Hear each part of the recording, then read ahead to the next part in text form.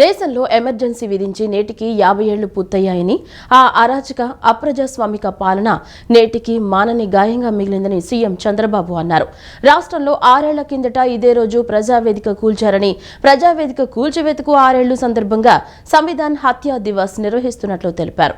ప్రజాస్వామ్యంలో నియంతలకు, విధ్వంసకారులకు చోటు లేదన్నారు. విజయవాడ తుమ్మలపల్లి కళాక్షేత్రంలో సంవిధాన్ హత్యా దివస్ కార్యక్రమం నిర్వహించారు. ఈ కార్యక్రమంలో ముఖ్యమంత్రి చంద్రబాబు పాల్గొని ప్రసంగించారు. దేశంలో ఎమర్జెన్సీ విధించి నేటికి 50 ఏళ్లు పూర్తయ్యాయని, ఆ అరాచక అప్రజాస్వామిక పాలన నేటికి మానని గాయంగా మిగిలిందని సీఎం చంద్రబాబు అన్నారు. రాష్ట్రంలో 6 ఏళ్ల కిందట ఇదే రోజు ప్రజావేదిక కూల్చారని, ప్రజావేదిక కూల్చివేతకు 6 ఏళ్లు సందర్భంగా సంవిధాన్ హత్యా దివస్ నిర్వహిస్తున్నట్లు తెలిపారు. ప్రజాస్వామ్యంలో నియంతలకు, విధ్వంసకారులకు చోటు లేదన్నారు. ప్రజావేదిక కూల్చివేతతో గత ప్రభుత్వం విధ్వంస పాలనకు తెరలేపిందని అన్నారు. ఎమర్జెన్సీని మించిన నియంతృత్వ పాలన గత 5 ఏళ్లు చూశామని, ప్రజాస్వామ్యంలో నియంతలకు, విధ్వంసకారులకు చోటు లేదని స్పష్టం చేశారు. నియంతలకు చోటు లేదని ఓటు హక్కు ద్వారా ప్రజలు చాటి చెప్పారని, కూల్చివేత నేతలను పంపించి పునర్నిర్మాణ బాధ్యతలు తమకు ఇచ్చారని పేర్కొన్నారు. రాష్ట్ర పురోగతి కోసం కసి, పట్టుదలతో పనిచేస్తున్నామని ముఖ్యమంత్రి చంద్రబాబు అన్నారు. 1975 జూన్ 25 ప్రపంచంలోనే పెద్ద, అతి గొప్పదైన భారత ప్రజాస్వామ్యాన్ని పరిహాసం చేస్తూ ఎమర్జెన్సీ విధించిన రోజు. భారతదేశంలో అతి పెద్ద చీకటి రోజు. భారత రాజ్యాంగాన్ని, భారత హక్కుల్ని, ప్రజల హక్కుల్ని కాలరాసిన రోజు. ఈ రోజు ప్రధానమంత్రి నరేంద్ర మోడీ గారు, భారతదేశ ప్రభుత్వం, దేశమంతా కూడా ఈ రోజు జరపాలి. మంచి చెడులకి వ్యత్యాసాన్ని ప్రజలకు గుర్తు చేయాలనే ఉద్దేశంతో ఈ కార్యక్రమానికి నాంది పలికారు. ఒకసారి ఎమర్జెన్సీ చూస్తే 21 నెలలు అత్యవసర పరిస్థితి. ఆ అత్యవసర పరిస్థితిని కూడా ఆ రోజు మనం చూస్తే ఎవరైతే ఇది తప్పు అని చెప్పిన వాళ్ళని జైల్లో పెట్టారు. సామాన్య ప్రజలను కూడా హింసించారు. నియంత్రిత ధోరణితో ముందుకు పోయారు. ఈ రోజు ఇక్కడే మనందరం గుర్తుపెట్టుకోవాలి. రాజ్యాంగాన్ని కాపాడుకోవడం, రాజ్యాంగ స్ఫూర్తితో పనిచేయడం మనందరి బాధ్యత. ఇది కేవలం పాలకులదే కాదు, పౌరులది కూడా. చాలామంది ముఖ్యమంత్రులు చూశాను, కానీ నేను కూడా సమైక్య ఆంధ్రప్రదేశ్లో అందరికంటే ఎక్కువ ముఖ్యమంత్రిగా ఉన్నాను. 9 సంవత్సరాలు నేనే ముఖ్యమంత్రి, 10 సంవత్సరాల అపోజిషన్ లీడర్ని. ఒక ముఖ్యమంత్రి ఈ విధంగా చేయగలుగుతాడా నాకే అర్థం కాలేదు. 5 ఏళ్ళు అదే జరిగింది. దీనివల్ల మనం చాలా నష్టపోయాం. పాలన ఎలా ఉండకూడదో ఎమర్జెన్సీ ఒక కేస్ స్టడీ అయితే, పాలకులు ఎలా ఉండకూడదో గత పాలకులు ఒక కేస్ స్టడీ. ఈ విషయాన్ని మనందరం గుర్తుపెట్టుకోవాలి. అన్యాయం, అక్రమాలు, అవినీతి ఎవరు గొంతు విప్పినా నిర్మోహమాటంగా గొంతు నిలివేసే పరిస్థితికి వచ్చారు. ఎక్కడ చూసినా కబ్జాలు, మోసాలు, బెదిరింపులు, దాడులు, కేసులు, ఆస్తులు రాయించుకోవడం, రౌడీజం చేయడం, ఇలా ఒకటిగా చాలా జరిగాయి. కడాన ఒక డాక్టర్ మాస్క్ అడిగితే కరోనా సమయంలో నువ్వు అడిగే అంత ధైర్యం నీకు వచ్చిందని అతన్ని వేధించి పిచ్చివాడిని చేసి నడిరోడ్డును చంపేసే పరిస్థితికి వచ్చారు. నన్ను అభిమానించిన తెలుగు ప్రజానీకం కోసం నేనేమైనా పర్వాలేదు, పోరాటం చేయాలి, మళ్లీ ఈ రాష్ట్రాన్ని కాపాడుకోవాలి అనే ఏకైక ధ్యేయంతో ముందుకు పోయాను తప్ప ఎక్కడా రాజీ పడలేదు. నిరంతరం కలలు కని ఆ కలల సాధనకు అవిరామ కృషి చేసి ఉన్నత శిఖరాలను అధిరోహించారని రాష్ట్ర గవర్నర్, విశ్వవిద్యాలయ కులపతి ఎస్ అబ్దుల్ నజీర్ విద్యార్థులకు ఉద్బోధించారు. త్వరలో మచిలీపట్నం ఓడరేవు, అమరావతితో అనుసంధానంతో విశ్వవిద్యాలయానికి భవిష్యత్ అవకాశాలు మరింత విస్తరించనున్నాయని తెలిపారు. స్వర్ణాంధ్ర అట్ 2047 దార్శనిక పత్రం ద్వారా రాష్ట్రాన్ని అభివృద్ధి మార్గంలో నడిపించడమే లక్ష్యమని పేర్కొన్నారు. కృష్ణా విశ్వవిద్యాలయంలో 6, 7, 8వ స్నాతకోత్సవాలు అల్లూరి సీతారామరాజు ఆడిటోరియంలో రాష్ట్ర గవర్నర్, విశ్వవిద్యాలయ కులపతి ఎస్ అబ్దుల్ నజీర్ ముఖ్య అతిథిగా విచ్చేసి నిర్వహించారు. ఈ సందర్భంగా విద్యార్థులకు పట్టాలు అందిస్తూ గవర్నర్ విద్య, జ్ఞానం ద్వారా దేశ నిర్మాణంలో భాగస్వాములు అవ్వాలని పిలుపునిచ్చారు. గీతాంజలి గ్రంథంలోని పద్యాలను ఉదహరిస్తూ విద్యార్థులు నిర్భయంగా ముందుకు సాగాలని, నైపుణ్యం, విలువలతో జీవించాలని తెలిపారు. విశ్వవిద్యాలయం సాధించిన నాక్ B+ గ్రేడ్ 12B గుర్తింపులపై సిబ్బందిని అభినందించారు. త్వరలో మచిలీపట్నం ఓడరేవు అమరావతితో అనుసంధానంతో విశ్వవిద్యాలయానికి భవిష్యత్తు అవకాశాలు మరింత విస్తరించనున్నాయని తెలిపారు. స్వర్ణాంధ్ర 2047 దార్శనిక పత్రం ద్వారా రాష్ట్రాన్ని అభివృద్ధి మార్గంలో నడిపించడమే లక్ష్యమని, విద్యార్థులు ఈ దిశగా తమ పాత్రను నిర్వర్తించాలని సూచించారు. తల్లిదండ్రుల త్యాగాలు, ఉపాధ్యాయుల మార్గనిర్దేశం వల్లే ఈ విజయాలు సాధ్యమయ్యాయని ప్రశంసించారు. Krishna University has changed its curriculum in accordance with the National Education Policy 2020, which promotes the extensive use of technology in teaching, learning, assessment and administration, including blended learning models. You have navigated the complexities of your chosen disciplines, embraced new perspectives, and challenged the preconceived notions with vibrant intellectual exchange within your departments. And every moment you spent here has contributed to the individual that you are today. You have benefited from the inspiring guidance you from the professors of this university, who believed in your potential, encouraged your curiosity, and pushed you to strive for excellence, extending far beyond the confines of classroom. ఈ కార్యక్రమంలో మంత్రి నారా లోకేష్ మాట్లాడుతూ governor విద్యకు ఇచ్చే ప్రాధాన్యాన్ని ప్రశంసించారు. Degree అనేది బాధ్యతతో కూడిన ధృవీకరణ అని, సామాజిక బాధ్యతతో ముందుకు సాగాలని విద్యార్థులకు సూచించారు. His career reflects what discipline, integrity and determination can achieve, and stands as a role model for every youth in this auditorium and in the state of Andhra Pradesh. He is the guiding force behind the establishment of the India International University of Legal Education and Research at Amravati. His presence as Chancellor of Krishna University is not just ceremonial, but the epitome of integrity, dedication and service to the nation. His life is a shining example to every student here. With courage and character, one can rise to the highest echelons of leadership. And all of us, as we go about conquering the world in front of us, we should take the Honorable Governor as an example. Now, heartfelt congratulations to all the graduates receiving their degrees today. This is a moment of celebration not just for you, but also your parents, your teachers, and everyone who supported you in this amazing journey. This day marks the culmination of years of hard work, perseverance and commitment. More than that, it's a beginning of a new chapter. A chapter filled with promise, responsibility and opportunity. It's time for you to show your gratitude to your parents, family and country at large. ప్రాజెక్టులు, పథకాలను సకాలంలో పూర్తి చేయాలంటే రాష్ట్ర ప్రభుత్వాల చురుకైన భాగస్వామ్యం అవసరమని ప్రగతి వీడియో కాన్ఫరెన్స్ ద్వారా ప్రధాని మోడీ రాష్ట్రాల సీఎస్లకు దిశానిర్దేశం చేశారు. దేశవ్యాప్తంగా పలు అభివృద్ధి ప్రాజెక్టులపై ఈ సమావేశంలో సమీక్ష జరిపారు. ప్రగతి ప్రాజెక్టుల పురోగతిపై బుధవారం ఢిల్లీ నుండి వీడియో కాన్ఫరెన్స్ ద్వారా ప్రధానమంత్రి నరేంద్ర మోడీ సమీక్ష నిర్వహించారు. కేబినెట్ కార్యదర్శి డాక్టర్ టీవీ సోమనాథ్తో కలిసి ఆయుష్మాన్ భారత్ హెల్త్ మిషన్ ఆధార్ సంబంధిత అంశాలు, 5వ స్ట్రీమ్ అల్యూమినియం రిఫైనరీ విస్తరణ ప్రాజెక్టుతో పాటు పలు కీలక అంశాలపై వివిధ రాష్ట్రాల ప్రభుత్వ ప్రధాన కార్యదర్శులతో చర్చించారు. ఈ సందర్భంగా ప్రధాని మాట్లాడుతూ ప్రాజెక్టులు, పథకాలను సకాలంలో పూర్తి చేయాలంటే రాష్ట్ర ప్రభుత్వాల చురుకైన భాగస్వామ్యం అవసరమని సూచించారు. అనంతరం ఆయా రాష్ట్రాల సీఎస్లతో పలు అభివృద్ధి కార్యక్రమాల ప్రగతిపై సమీక్ష జరిపారు.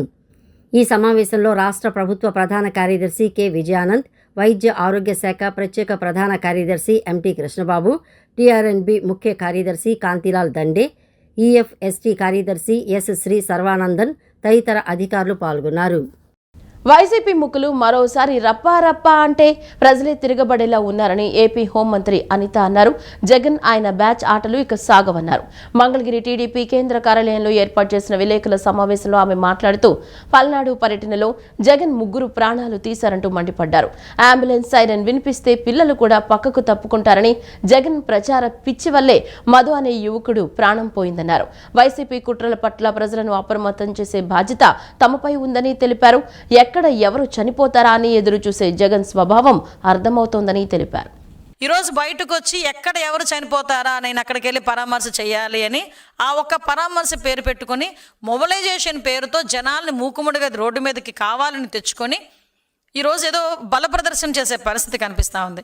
ఈరోజు వైసీపీ మూకలని కూడా రోడ్డు మీదకి వచ్చి అదే హింసా రాజకీయాలని బయటకు మళ్ళా తీసుకొస్తాము, లేకపోతే హింసా రాజకీయాలను ప్రేరేపిస్తాము, లేకపోతే బయటకు వచ్చి 2029లో రపా కోస్తాము, ఇలాంటి పదాలు చాలా ఎక్కువగా వినిపిస్తున్నాయి.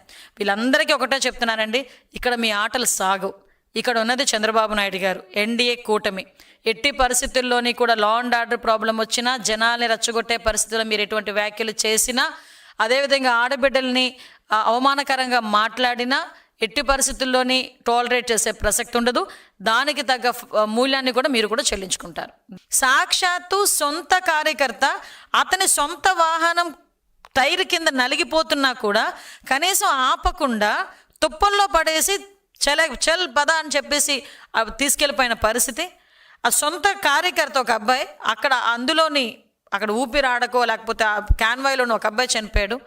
ఇంతమంది మేము డే ఫస్ట్ నుంచి కూడా పోలీస్ యంత్రాంగం ఏం చెప్తున్నాం, మీరు వెళ్ళే వే చాలా చిన్నది, మీరు ఇంతమంది జనాలను తీసుకొస్తే సామాన్యమైన ప్రజలు కూడా ఇబ్బంది పడతారు, మేము దాంతో ప్రొటెక్షన్ మేము ఇచ్చుకునే దానికి కొంచెం ఇబ్బంది పడతాం, కొంచెం ఆలోచించండి అని నోటీసులు కూడా ఇస్తే దాన్ని కూడా పెడచెవిన పెట్టి ఈరోజు అంబులెన్స్లు వచ్చే పరిస్థితి కూడా రానివ్వకపోతే మినిమం కామన్ సెన్స్ అండి. అంబులెన్స్ వచ్చింది అంటే ఆ సౌండ్ వినగానే చిన్న పిల్లోడు కూడా అలర్ట్ అవుతాడు, అరే అంబులెన్స్ వస్తుంది పక్కకు తప్పుకోవాలి అని. అటువంటిది ఆ అబ్బాయి కనుక ఇన్ టైంలో హాస్పిటల్కి జాయిన్ అయి ఉంటే బతికేవాడు. ఆ రోజు మొత్తం అందరినీ యువత పోరని పెట్టాడు ఆయన. యువత పేరు అంటే 2029లో మేము వస్తాం రప్పా కోస్తామట ఇట్టట్ట పెట్టుకొని. ఏం మెసేజ్ ఇస్తున్నారు సొసైటీకి? దాని గురించి ఎవడు పట్టించుకోడు. ఆ పదాలు ఎందుకు ఉపయోగించారంటే కూర్చున్నవాడు ఏమంటాడు, ఆ సినిమా డైలాగ్ కదా, సినిమా డైలాగ్ చెప్పాడు తప్పే ఉంది అని అడుగుతాడు. సింగయ్య మృతి కేసులో వైఎస్ఆర్సీపీ అధ్యక్షుడు జగన్ హైకోర్టును ఆశ్రయించారు. తనపై నమోదైన కేసును కొట్టేయాలని కోరుతూ హైకోర్టులో క్వాష్ పిటిషన్ దాఖలు చేశారు. ఈ పిటిషన్పై గురువారం విచారిస్తామని న్యాయస్థానం తెలిపింది. సింగయ్య మృతి కేసులో వైఎస్ఆర్సీపీ అధ్యక్షుడు జగన్ హైకోర్టును ఆశ్రయించారు. ఈ కేసుతో తమకు సంబంధం లేదంటూ తనపై నమోదైన కేసును కొట్టేయాలని కోరుతూ హైకోర్టులో క్వాష్ పిటిషన్ దాఖలు చేశారు. ఈ పిటిషన్పై గురువారం విచారిస్తామని న్యాయస్థానం తెలిపింది. పల్నాడు జిల్లా రెంటపాళ్ల పర్యటన సందర్భంగా గుంటూరులో ర్యాలీ నిర్వహించగా ఏటుకూరు బైపాస్ ఆంజనేయ స్వామి విగ్రహం వద్ద జగన్ ప్రయాణిస్తున్న వాహనం కింద నలిగి సింగయ్య మృతి చెందిన విషయం తెలిసిందే. ఈ ఘటనపై నల్లపాడు పోలీసులు కేసు నమోదు చేశారు. సింగయ్య మృతి కేసులో జగన్ A2గా ఉన్నారు. జగన్తో పాటు మాజీ మంత్రులు, వైఎస్ఆర్సీపీ నేతలు పేర్ని నాని, విడుదల రజనీలను నిందితులుగా పోలీసులు పేర్కొన్నారు. ఇప్పటికే పేర్ని నాని, విడుదల రజనీలు హైకోర్టులో పిటిషన్ దాఖలు చేశారు. ఈ వ్యాజ్యాలన్నీ కలిపి హైకోర్టు గురువారం విచారణ జరపనుంది. P4లో మార్గదర్శుల సంఖ్య పెంచాలని, ఎన్ఆర్ఐల భాగస్వామ్యం పెంచేందుకు విదేశాల్లో P4 సలహాదారుల నియామకం చేయాలని అధికారులను ముఖ్యమంత్రి చంద్రబాబు ఆదేశించారు. ఎంపికైన బంగారు కుటుంబాల స్థితిగతులపై ఎప్పటికప్పుడు సర్వే చేయాలని సూచించారు. మంచి ఫలితాలు చూపిన మార్గదర్శులకు గుర్తింపు, గౌరవం ఇవ్వాలని P4పై సమీక్షలో ముఖ్యమంత్రి చంద్రబాబు దిశానిర్దేశం చేశారు. జీరో పావర్టీ లక్ష్యంగా ప్రభుత్వం తీసుకువచ్చిన P4 విధానంపై అమలుపై ముఖ్యమంత్రి నారా చంద్రబాబు నాయుడు సమీక్ష చేశారు. మార్గదర్శుల గుర్తింపు, బంగారు కుటుంబాల ఎంపిక అంశాలపై సీఎం సమీక్షించారు. P4 విధానంలో మేలు చేసేందుకు రాష్ట్ర వ్యాప్తంగా మొత్తం 19,15,771 బంగారు కుటుంబాలను గుర్తించగా వాటిలో ఇప్పటి వరకు 87,395 కుటుంబాలను మార్గదర్శులు దత్తత తీసుకున్నారని అధికారులు వివరించారు. సమాజంలో చాలామంది ఏదో ఒక రూపంలో పేదలకు సాయం చేసేందుకు ఆసక్తిగా ఉన్నారని, అలాంటి వారికి P4ను వేదికగా మార్చాలని సీఎం అన్నారు. మార్గదర్శకులుగా ఉండేవారిని సంప్రదించేందుకు, బంగారు కుటుంబాలను వారితో అనుసంధానం చేసేందుకు మరింత ఎక్కువ దృష్టి పెట్టాలని సీఎం పేర్కొన్నారు. ఈ కార్యక్రమాన్ని నిత్యం మానిటరింగ్ చేసేందుకు కాల్ సెంటర్ను ప్రభుత్వం సిద్ధం చేసింది. మార్గదర్శకులుగా ఉండాలనుకునే వారికి అవసరమైన సమాచారాన్ని, గైడెన్స్ ఇచ్చేలా వ్యవస్థలను ఏర్పాటు చేయాలని సీఎం సూచించారు. మార్గదర్శకులతో బంగారు కుటుంబాలను అనుసంధానించిన తర్వాత, అంతకుముందు వారి పరిస్థితి, బంగారు కుటుంబంగా ఎంపికైన తర్వాత వారి జీవన ప్రమాణాలను తెలుసుకునేందుకు సర్వేలను కూడా నిర్వహించాలని సీఎం సూచించారు. కార్యక్రమం అమలుపై విధిగా ఆడిటింగ్ నిర్వహించడం, 3 నెలలకు ఒకసారి సమీక్షించడం, P4 ప్రభావాన్ని నివేదికల ద్వారా ఎప్పటికప్పుడు మార్గదర్శకులకు కూడా అందించాలన్నారు. పారిశ్రామికవేత్తలు, ఎన్ఐఆర్లు, సెలబ్రిటీలు, ఉన్నత వర్గాల వారితో ప్రత్యేక కార్యక్రమాలు, P4 కాన్సెప్ట్ను వివరించి వారిని మార్గదర్శకులుగా ఉండేందుకు ఆహ్వానించాలని సూచించారు. ఈ కార్యక్రమంలో మార్గదర్శుల భాగస్వామ్యం పెంచేందుకు టాప్ 100 కంపెనీలకు చెందిన సీఈఓలు, సిఓఓలు, సిఎఫ్ఓ, ఎండీలు, చైర్మన్లతో నేరుగా తానే మాట్లాడి పిలుపునిస్తానని సీఎం అన్నారు.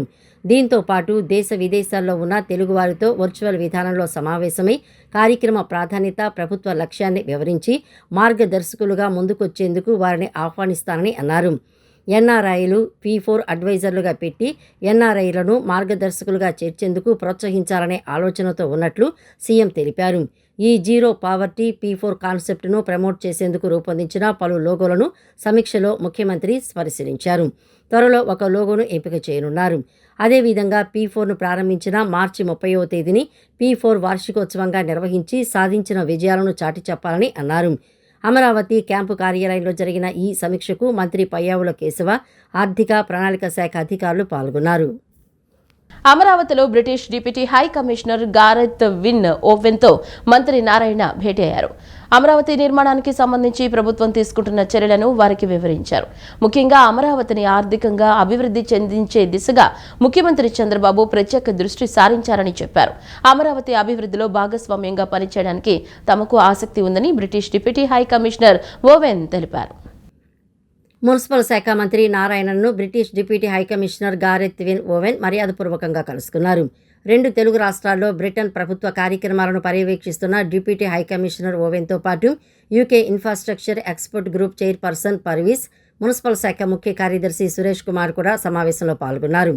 ఈ సందర్భంగా మంత్రి నారాయణ అమరావతి నిర్మాణానికి సంబంధించి ప్రభుత్వం తీసుకుంటున్న చర్యలను వారికి వివరించారు. ముఖ్యంగా అమరావతిని ఆర్థికంగా అభివృద్ధి దిశగా ముఖ్యమంత్రి చంద్రబాబు ప్రత్యేక దృష్టి సారించారని చెప్పారు. అమరావతిలో నిర్మించనున్న ఐకానిక్ భవనాల డిజైన్లు బ్రిటన్కు చెందిన నార్మన్ ఫాస్టర్ రూపొందించారని వివరించారు. అమరావతి అభివృద్ధిలో భాగస్వామ్యంగా పనిచేయడానికి తమకు ఆసక్తి ఉందని బ్రిటిష్ డిప్యూటీ హైకమిషనర్ ఓవెన్ తెలిపారు. డిజైన్, ఇంజనీరింగ్ సేవల రంగాల్లో కలిసి పనిచేయాలని యూకే ఇన్ఫ్రాస్ట్రక్చర్ ఎక్స్పర్ట్ గ్రూప్ సూచించింది. ఇటీవల అమరావతిలో ప్రధాని మోడీ కార్యక్రమం విజయవంతంగా నిర్వహించడాన్ని కూడా వారు ప్రశంసించారు. సీఎం చంద్రబాబు మంచి విజన్ ఉన్న నాయకుడని బ్రిటన్ ప్రతినిధులు అభినందించారు. ఏపీ కాంగ్రెస్ కమిటీ అధ్యక్షురాలు వైఎస్ షర్మిలారెడ్డి ముఖ్యమంత్రి చంద్రబాబు, మాజీ ముఖ్యమంత్రి వైఎస్ జగన్పై తీవ్ర స్థాయిలో మండిపడ్డారు.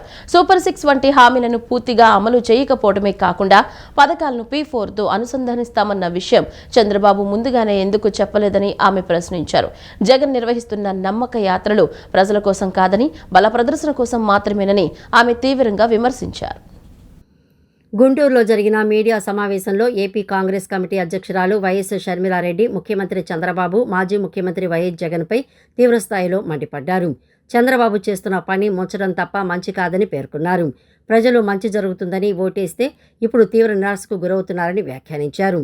సూపర్ 6 వంటి హామీలను పూర్తిగా అమలు చేయకపోవడమే కాకుండా పథకాలను P4తో అనుసంధానిస్తామన్న విషయం ముందుగానే ఎందుకు చెప్పలేదని ఆమె ప్రశ్నించారు. అన్నదాత సుఖీభవ, తల్లికి వందనం, మహాశక్తి, ఉచిత బస్సు వంటి పథకాలన్నీ మోసానికే ఉదాహరణలని పేర్కొన్నారు. ఉద్యోగాల విషయమై ఖాళీ హామీలు తప్ప జాబ్ క్యాలెండర్, నిరుద్యోగ భృతి, ఫీజు రియంబర్స్మెంట్ అంశాల్లో ప్రభుత్వం పూర్తిగా విఫలమైందని మండిపడ్డారు. ఇక ప్రతిపక్ష నేత జగన్మోహన్ రెడ్డి విషయానికి వస్తే ఇటీవల జరిగిన కారు ప్రమాదాన్ని ఆమె ఘాటుగా స్పందించారు. ఈ ఘటనలో పోలీసులు విఫలమయ్యారని, అనుమతి 100 మందికి ఇస్తే 1000 మంది ఎలా వచ్చారో నిఖిలంగా విచారణ జరగాలని డిమాండ్ చేశారు. కారు టైరు కింద పడిన కార్యకర్తను పక్కకు లాగేసి వెళ్లిపోయిన తీరు మానవత్వానికి మచ్చలేదని అన్నారు. జగన్మోహన్ రెడ్డి గారికి షేక్ హ్యాండ్ ఇయ్యబోయి ఆయన వాళ్ళ కారు కిందనే పడితే కనీసం పట్టించుకోకుండా, కనీసం మానవత్వం లేకుండా దాటుకొని వెళ్లడం తప్పు. ఇలా డిఫరెంట్ స్టేజెస్ లో చాలా మంది తప్పులున్నాయి కాబట్టి వాళ్ళ మీద కేసులు పెట్టారేమో. ఐఎమ్ నాట్ ద పోలీస్, ఎందుకు ఇచ్చారో నేను చెప్పలేను. వాళ్ళు ఏమైనా నోటీస్ ఇస్తేనో లేకపోతే కార్ సీజ్ చేస్తేనో I'm sure they know the procedure and that process. Vote వేసి చంద్రబాబు గారిని గెలిపిస్తే మంచి కాదు, మమ్మల్ని ముంచారు అని జనాల అభిప్రాయంగా ఉంది. ముంచిన వాళ్ళే మంచి చేస్తాం లేక మంచి చెప్పుకుంటాం అని చెప్తున్నారంటే దయాలు వేదాలు వర్ణిస్తున్నట్టే. చంద్రబాబు గారు ఏ మంచి చెప్పుకోవాలనుకున్నారు?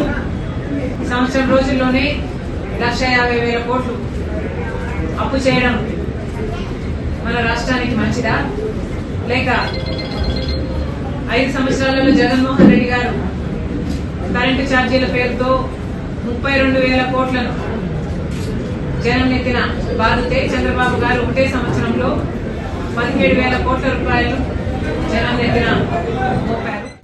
వైఎస్ జగన్ పరామర్శలు పర్యటనలు ఎందుకు చేస్తున్నారో అర్థం కాని పరిస్థితిలో మిగిలిపోతున్నారని ఎమ్మెల్సీ ఆలపాటి రాజేంద్ర ప్రసాద్ ఎద్దేవా చేశారు. మనిషి ఎంతో కొంత జ్ఞానంతో జీవిస్తారని, అసలు మానవత్వానికి అర్థం లేకుండా జీవిస్తున్న వ్యక్తి జగన్ మాత్రమేనని విమర్శించారు. తెనాలి, పొదిలి, సత్తెనపల్లి ప్రాంతాల్లో జగన్ ఎందుకు పర్యటించారో తనకు తానే ప్రశ్నించుకోవాల్సిన అవసరం ఉందన్నారు. కిరాయి రౌడీలను పరామర్శించేందుకు జగన్ తెనాలి పర్యటనకు వచ్చాడని, ఆయన పర్యటన తర్వాత అక్కడి ప్రజలు అనుకుంటున్నారని వ్యాఖ్యానించారు. ఎందుకు ఈ పర్యటనలు, ఈ పరామర్శలు, ఈ ఓదార్పులు జరిగినాయి అని చెప్పి మీరు ప్రశ్నించుకోవాల్సిన అవసరం ఉంది.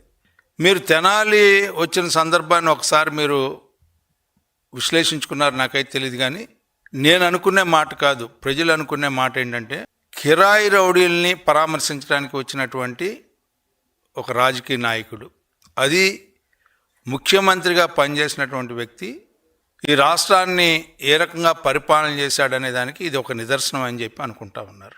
మీరు చేసిన విధ్వంసం, మీరు చేసిన అరాచకం, మీరు చేసినటువంటి అవినీతి చాలా స్పష్టంగా ప్రతిపక్షంలో ఉన్నప్పుడు కూడా మీరు నడిచే విధానాన్ని గమనిస్తే మీరు ఏ రకమైనటువంటి పర్యటనల్ని మీరు ఎన్నుకున్నారనే దానికి ఇది ఒక నిదర్శనం. మీరు మొన్న మీరు పొదిల్లో పర్యటించినప్పుడు అక్కడ జరిగినటువంటి సంఘటనల దృష్ట్యా మీకు ఏ రకమైనటువంటి భద్రత కల్పించాలి, మీరు ఏ రకంగా మీరు పరామర్శలకు వెళ్తే ఏ రకంగా వెళ్ళాలి అనేది పోలీసులు మీకు కొన్ని సూచనలు చేయడం జరిగింది.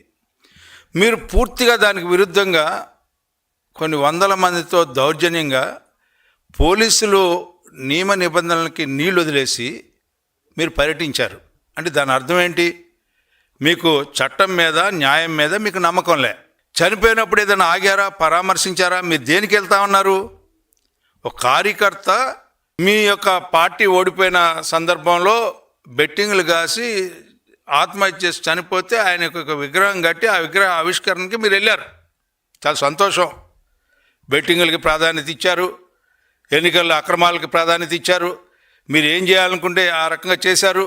అయినా గెలవలేకపోయారు కాబట్టి ప్రజల ఆగ్రహానికి గురయ్యారు కాబట్టి ఆ రకంగా 164 సీట్లు మీరు పోగొట్టుకున్నారు. కాబట్టి మీ అందరికీ మీకు మరి ఆ యొక్క వ్యక్తికి కార్యకర్తగా మీరు భావించి వెళ్ళారు. కానీ వెళ్ళేటప్పుడు ఏం జరిగింది? ఇంకొక కార్యకర్త చనిపోయాడు.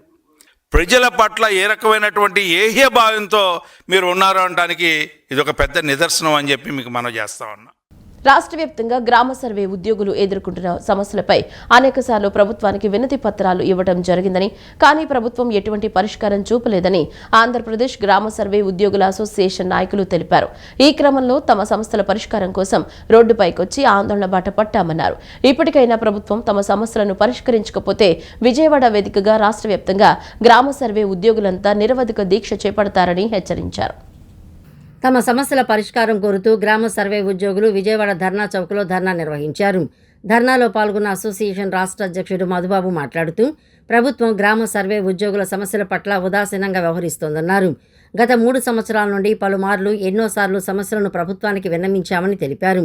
కానీ సమస్యలు మాత్రం పరిష్కరించలేదన్నారు. ట్రాన్స్ఫర్స్ విషయంలో స్థానిక మండలాలకు నిబంధన సడలింపు చేయాలన్నారు. గ్రామస్థాయి ఉద్యోగులు అయిన తమకు తక్కువ జీతం పొందుతున్నట్లు చెప్పారు. హేతుబద్ధీకరణ ప్రక్రియ చేసి ముందు ప్రమోషన్ ప్రక్రియపై పూర్తి వివరాలు తెలియచేయాలి. ఎవరికి ఏ విధంగా ప్రమోషన్ ఇస్తారు, మా బేసిక్ పే స్కేల్ ఎలా ఇస్తారు, తదుపరి పదోన్నతులు ఎలా కల్పిస్తారు అని ప్రశ్నించారు. ఇప్పటికైనా ప్రభుత్వం సమస్యలను సానుకూలంగా పరిష్కరించకపోతే ఆందోళన తీవ్రతరం చేస్తామని హెచ్చరించారు. రాష్ట్రంలో జరిగిన సర్ప్లస్ వారికి ఏం చేస్తారు, ఏ ప్రాతిపదికన మీరు వేరే డిపార్ట్మెంట్లో మెచ్ చేస్తారు, వాళ్ళ పే స్కేల్ ఏంటి అని ఒక క్లారిటీ ఇవ్వట్లేదు. ఇన్ని రోజుల నుంచి మేము గత 4 రోజుల నుంచి అన్ని డిపార్ట్మెంట్లకి వెళ్ళడం జరిగింది. జిఎస్డబ్ల్యూఎస్ డైరెక్టర్ గారికి, కమిషనర్ గారికి, మా డిపార్ట్మెంట్ వారికి కూడా వెళ్ళి అడగడం జరుగుతుంది. సార్ ఏం చేస్తారంటే మేము చేస్తాం, మీరు చేయండి అని చెప్తున్నారు. కానీ వాళ్ళు చేస్తున్న పని వాళ్ళు చేస్తున్నారు. ఈ పక్క నుంచి జీవోస్ వస్తున్నాయి, మరి ట్రాన్స్ఫర్ ప్రక్రియ అనేది మొదలు పెడుతున్నారు. రాష్ట్రంలో డ్రగ్స్ నియంత్రణకు ఈగల్ టీం తరపున పటిష్టమైన చర్యలు తీసుకుంటున్నామని Vijayawada eagle team CI Dhananjaya Naidu తెలిపారు. డ్రగ్స్ ఎక్కడ అమ్మినా, కొనినా, వినియోగించినా కఠిన చర్యలు తీసుకునే విధంగా ఈగల్ టీం పనిచేస్తుందని ఆయన స్పష్టం చేశారు. మాదక ద్రవ్యాల వినియోగం పట్ల విద్యార్థులకు అవగాహన కల్పించే దిశగా స్వచ్ఛంద సంస్థలు, విద్యా సంస్థలను కలుపుకుని ప్రభుత్వం చర్యలు తీసుకుంటుందని ఆయన వివరించారు. కేబిఎన్ కళాశాల ఈగల్ టీం నవజీవన్ బాలభవన్ సంయుక్త ఆధ్వర్యంలో మాదక ద్రవ్యాల వ్యతిరేక ర్యాలీ నిర్వహించారు. వన్ టౌన్ కేబిఎన్ కళాశాల నుండి చిట్టినగర్ సెంటర్ వరకు జరిగిన ఈ ర్యాలీలో eagle team CI Dhanunjaya Naidu, KBN కళాశాల principal G Krishnaveni, Navajeevan Balabhavan program manager Sekhar Babu అగ్రభాగాన్ని నిలిచారు. ఈ సందర్భంగా సిఐ ధనుంజయ నాయుడు మాట్లాడుతూ, ప్రభుత్వం ఈగల్ టీం స్థాపించాక గంజాయి పంట విస్తీర్ణాన్ని 1100 ఎకరాల నుంచి 99 ఎకరాలకు తగ్గించగలిగినట్లు చెప్పారు. డ్రగ్స్ వినియోగించినా, అమ్మినా కఠిన శిక్షలు విధిస్తున్నారని స్పష్టం చేశారు. విద్యార్థులకు అవగాహన కల్పించేందుకు విద్యా సంస్థలు, స్వచ్ఛంద సంస్థలతో కలిసి పలు కార్యక్రమాలు నిర్వహిస్తున్నట్లు తెలిపారు. ఈగల్ డిపార్ట్మెంట్లో 200 మంది స్టాఫ్ వరకు ఒక ఐజీ స్థాయి అధికారిని శ్రీ ఆఖరి కృష్ణ ఐపీఎస్ గారు దీనికి డైరెక్ట్గా ఉన్నారండి. రాష్ట్రంలో ఎక్కడ ఏ మూల డ్రగ్స్ సంబంధించిన ఇష్యూస్ వచ్చినా సరే ఇమీడియట్గా ఈగల్ డిపార్ట్మెంట్ రెస్పాండ్ అవుతుందండి.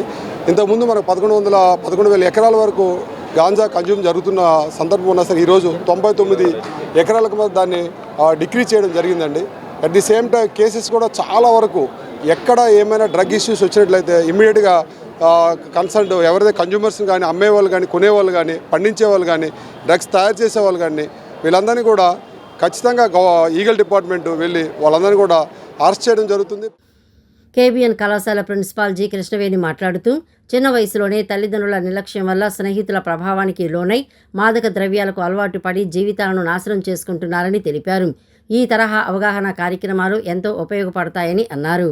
డ్రగ్స్ మీద అవేర్నెస్ లేకపోవడం వలన కానీ, లేకపోతే స్టూడెంట్స్ ఫ్రెండ్స్ యొక్క ప్రోద్బలంతో కానీ, లేకపోతే పేరెంట్స్ యొక్క నిర్లక్ష్యం వలన కానీ, కొందరు దుర్మార్గుల యొక్క చేతల వలన కానీ స్టూడెంట్స్ ఏంటంటే ఈ డ్రగ్స్కి అలవాటు పడడం జరుగుతుందండి. సో దీనివల్ల ఏంటంటే విచక్షణారహితంగా ప్రవర్తించడం, మానసిక ఆందోళనకు గురవడం ఇవన్నీ జరుగుతున్నాయి. వాళ్ళ భవిష్యత్తుని వాళ్ళు అడ్డుకట్ట వేసుకుంటున్నారండి ముందుకు వెళ్లకుండా ఈ డ్రగ్స్కి అలవాటు పడడం వలన. సో వీటన్నిటి మీద కూడా ఒక మంచి అవేర్నెస్ అనేది కల్పించడం ద్వారా, ఈ డ్రగ్స్ పైన అవగాహన కల్పించడం ద్వారా దీన్ని అరికట్టవచ్చు అనే ఒక ప్రధాన ఉద్దేశంతో మా కేబిఎన్ కాలేజ్ ఈగల్ క్లబ్ వారు, ఎన్ఎస్ఎస్, ఎన్సీసీ వాళ్ళు, నవజీవన్ బాలభవన్ వాళ్ళతో సంయుక్త పర్యవేక్షణలో ఈ డ్రగ్స్ అవేర్నెస్ ర్యాలీ అనేది నిర్వహించడం ఈరోజు జరిగిందండి. ఈ నెల 19 నుంచి 26 వరకు దేశవ్యాప్తంగా మాదక ద్రవ్యాల వినియోగానికి వ్యతిరేకంగా అవగాహన కార్యక్రమాలు నిర్వహిస్తున్నారని తెలిపారు. తమ నవజీవన్ బాలభవన్లో డ్రగ్స్ బానిసలైన వారిని విముక్తి కల్పించేందుకు డీ ఎలక్షన్ సెంటర్లను కూడా ఉచితంగా నిర్వహిస్తున్నట్లు వివరించారు. ఈ మాదక ద్రవ్యాల వినియోగం అనేది చాలా పెద్ద ఎత్తున అన్నది మన దేశాన్ని కులబొడుస్తుంది. అందుకోసం ఏంటి అనుకుంటే విద్యార్థుల్లో ఒక అవగాహన కోసం అన్నది మన ర్యాలీస్ అన్నది నిర్వహిస్తూ ఉన్నాము. అదేవిధంగా ఈ నవజీవన్ బాలభవన్ ద్వారా డీ అడిక్షన్ సెంటర్స్ కూడా ఏర్పాటు చేయడం జరిగింది. అది కూడా ఉచితంగా అనేది మేము సర్వీస్ ఇస్తూ ఉన్నాము. ఈ మాదక ద్రవ్యాలు ఎక్కడున్నా సరే, ఏ విధంగా ఉన్నా సరే పోలీస్ డిపార్ట్మెంట్ కూడా మంచి ఫ్రెండ్లీ వాతావరణంలో అన్నది కల్పించడం జరుగుతుంది. ఎవరు ఎక్కడ ఏ విషయంలో ఉన్నా సరే వెంటనే పోలీసు వారికి ఇన్ఫర్మేషన్ తెలియజేసి మన దేశాన్ని మనం కాపాడుకోవాలన్న కార్యక్రమంలో విద్యార్థులు పెద్ద సంఖ్యలో పాల్గొన్నారు. APSPF DG doctor Trivikrama Varma మరియు ఐజీ బివి రామిరెడ్డి ఆదేశాల మేరకు రాష్ట్ర సచివాలయంలో ఏపీఎస్పీఎఫ్ సిబ్బందికి డాక్టర్ అగర్వాల్ కంటి ఆసుపత్రి వారి సౌజన్యంతో కంటి పరీక్షల నిర్వహణ శిబిరాన్ని నిర్వహించారు. రాష్ట్రంలో ఉన్న సిబ్బంది అందరికీ కంటి పరీక్షల నిర్వహణలో భాగంగా రాష్ట్ర సచివాలయంలో కమాండెంట్ ఎం శంకర్రావు ఆధ్వర్యంలో ఎస్పీఎఫ్ సిబ్బంది యొక్క ఆరోగ్య దృష్ట్యా కంటి పరీక్షలు ఉచితంగా నిర్వహించారని రాష్ట్ర సచివాలయ ముఖ్య భద్రతాధికారి పివిఎస్ఎన్ మల్లికార్జునరావు తెలిపారు. ఈ సందర్భంగా ఆయన సిబ్బందిని ఉద్దేశించి మాట్లాడుతూ, ఈ కంటి పరీక్షలు నిర్వహించడం వల్ల సిబ్బంది యొక్క కంటి సమస్యలను ముందుగానే తెలుసుకుని కంటి చూపును మెరుగుపరుచుకునేందుకు అవకాశం కలుగుతుందన్నారు. అంతేకాక ఎస్పీఎఫ్ పోలీస్ సిబ్బంది అధికారులు దైనందిన జీవితంలో కంటికి సంబంధించిన సమస్యలకు సకాలంలో తగిన వైద్యం చేయించుకునేందుకు, తద్వారా కంటి చూపును మెరుగుపరుచుకునేందుకు అవకాశం కలగడమే కాక కంటి సమస్యలను ముందుగానే గుర్తించి తగిన జాగ్రత్తలు తీసుకునేందుకు అవకాశం ఉంటుందన్నారు. ఈ వార్తలు ఇంతటితో సమాప్తం. నమస్కారం.